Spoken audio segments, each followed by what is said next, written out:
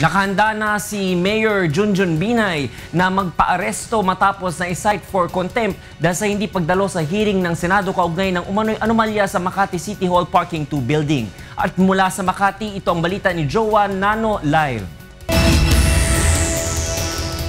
Joanne, good evening.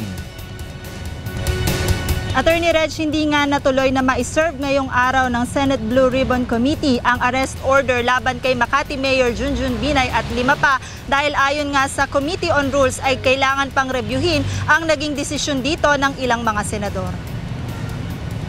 Ilang minuto matapos na i-anunsyo ng Senate Blue Ribbon Committee ang pagpapakontempt kay Mayor Junjun Binay at 5 pa, ay kaagad na nagpa-presscon ang alkalde. Sa harap ng media, sinabi ni Mayor Binay na handa na siyang magpa-aresto.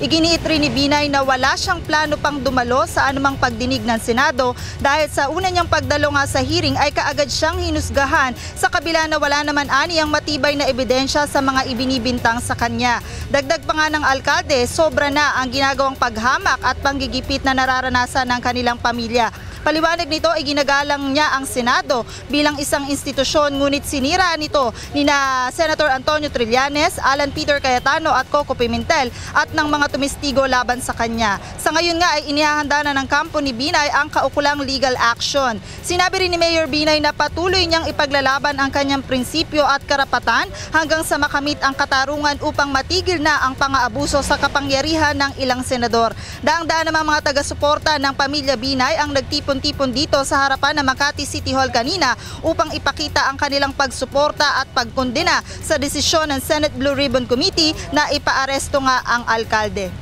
Kanina nga, Attorney Reg, ay kinausap na rin ni Mayor Binay itong ilang mga department head ng Makati City Hall at dito nga niya tiniyak na magpapatuloy pa rin yung kanilang mga trabaho sakaling ang makulong na sa Senado ang kanilang alkalde.